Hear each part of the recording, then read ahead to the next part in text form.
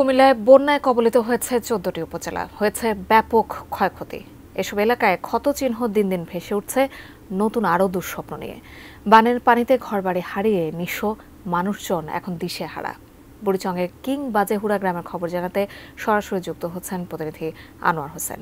আনোয়ার, বন্যা পরবর্তী পরিস্থিতি আসলে কেমন দেখতে পাচ্ছেন এবং পুনর্বাসনে এখন পর্যন্ত কি কাজ করা হচ্ছে, নিশ্চয়ই সব মিলিয়ে জানাবেন।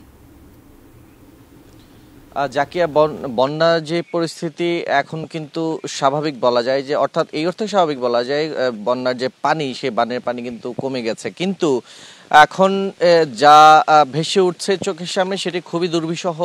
মানুষের বাড়িঘর যা ছিল সবকিছুই বন্যার পানিতে তলিয়ে গেছে, ভেঙে চুরে গেছে। এবং মানুষের বলা যায় যে একরকম, আমি যদি দেখানোর চেষ্টা করি যে আপনি দেখতে একটু দেখানোর চেষ্টা করি যে এখানকার যে পরিস্থিতি, কোনো কিছুই নেই তাদের। তারা বলছেন যে বন্যার পানিতে, বানের পানিতে ভেসে তাদের সমস্ত স্বপ্ন যেন হারিয়ে গেছে, থাকার জায়গাটুকু সহ তাদের আর এখন নেই। শিয়া বাটার ও ভিটামিন ই সমৃদ্ধ Lily glam beauty soap. Lily, always beautiful. আর পুনর্বাসনের বিষয়ে আসলে জেলা প্রশাসন থেকে উদ্যোগ নেওয়া হয়েছে, সেটি একটি সময় সাপেক্ষ ব্যাপার, তবে অনেক সময় লাগবে এই পুনর্বাসনে, সেটা জেলা প্রশাসন থেকে জানানো হয়েছে।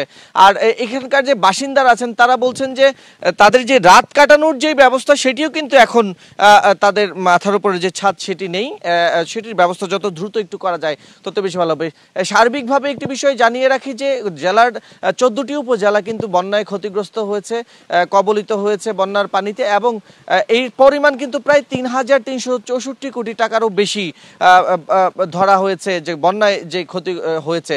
রাস্তাঘাট থেকে শুরু করে বাড়িঘর সবকিছু কিন্তু একদম বিধ্বস্ত হয়ে গেছে এই বানের পানিতে। এখন যত দ্রুত সম্ভব তারা চাচ্ছেন যে যারা ক্ষতিগ্রস্ত হয়েছেন তাদের পুনর্বাসন যেন করা হয়। তো এই ছিল আমার কাছে কুমিল্লা থেকে যে বন্যা পরবর্তী পরিস্থিতি তার সর্বশেষ তথ্য। জাকিয়া।